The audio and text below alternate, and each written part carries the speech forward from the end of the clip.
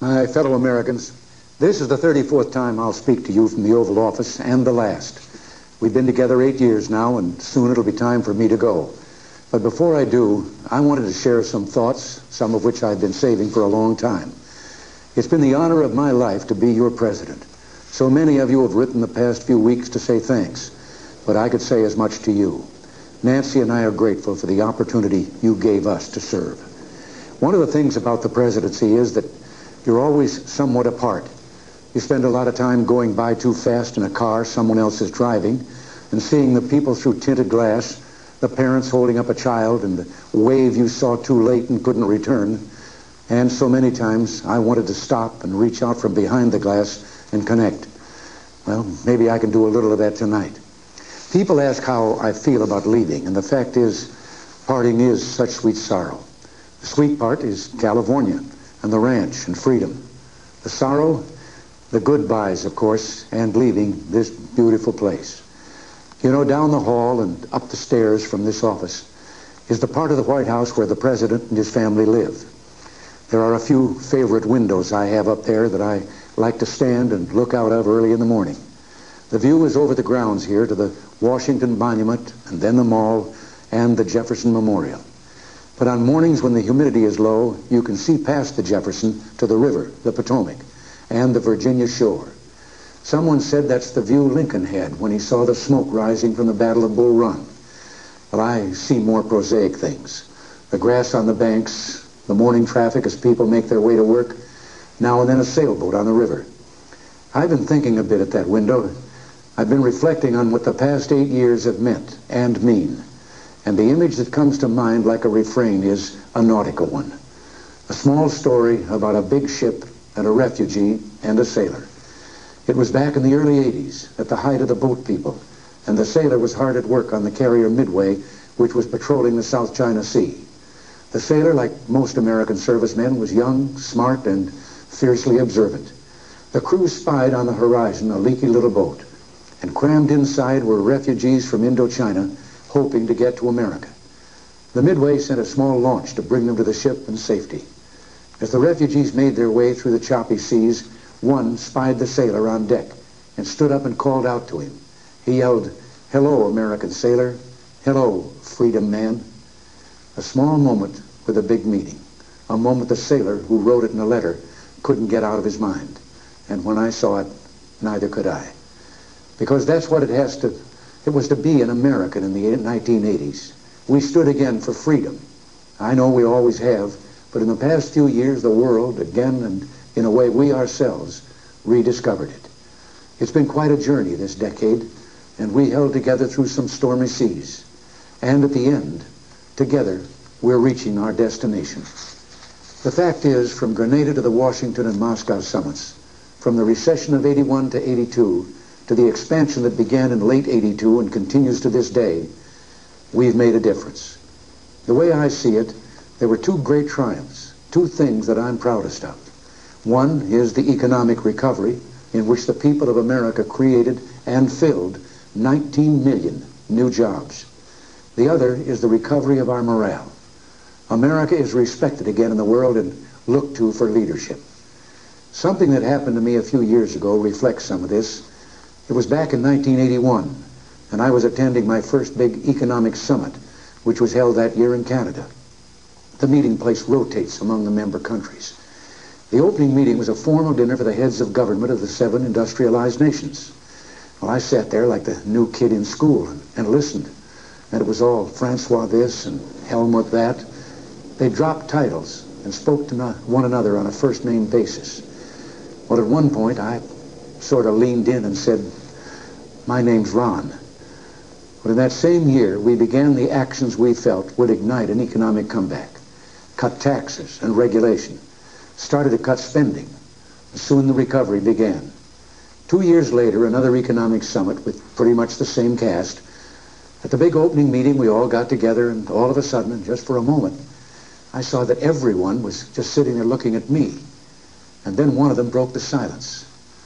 "Tell us about the American miracle," he said. Well, back in 1980, when I was running for president, it was all so different. Some pundits said our programs would result in catastrophe. Our views on foreign affairs would cause war.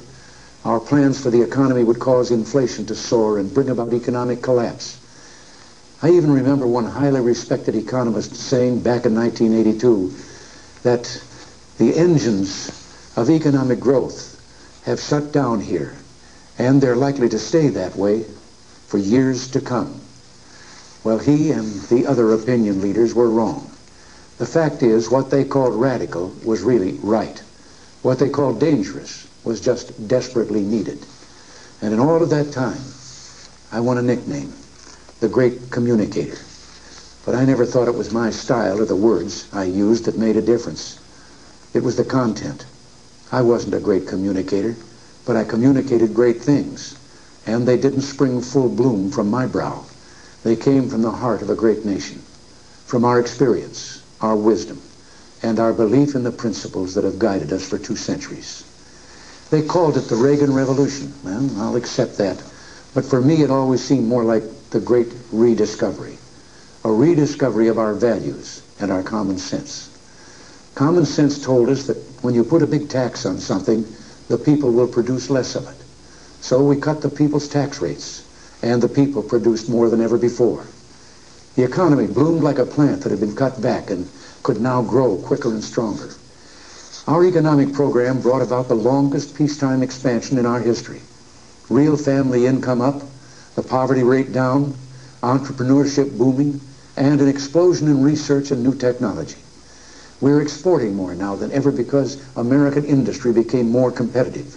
And at the same time, we summoned the national will to knock down protectionist walls abroad instead of erecting them at home.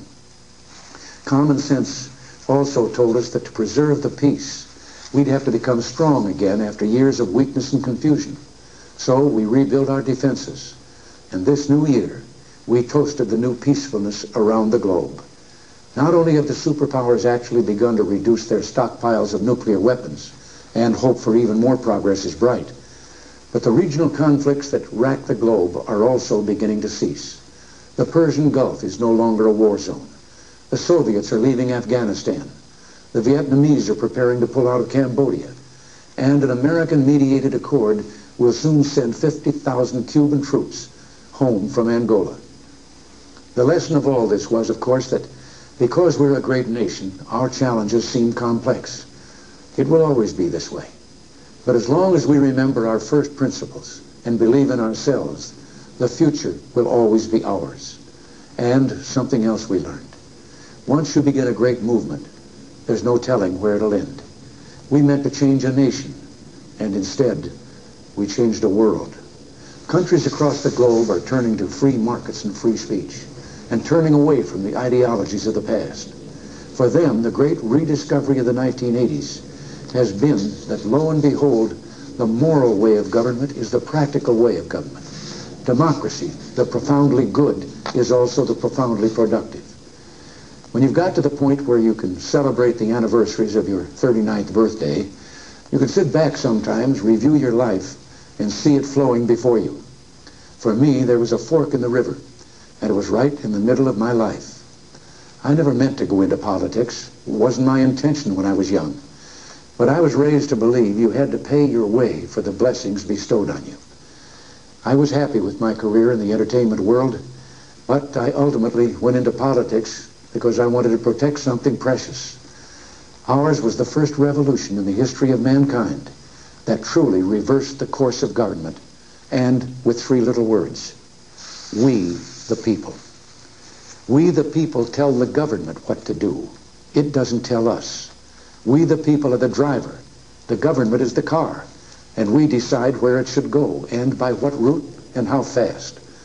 Almost all the world's constitutions are documents in which governments tell the people what their privileges are. Our Constitution is a document in which we, the people, tell the government what it is allowed to do. We, the people, are free. This belief has been the underlying basis for everything I've tried to do these past 8 years. But back in the 1960s, when I began, it seemed to me that we'd begun reversing the order of things. That through more and more rules and regulations and confiscatory taxes, the government was taking more of our money, more of our options.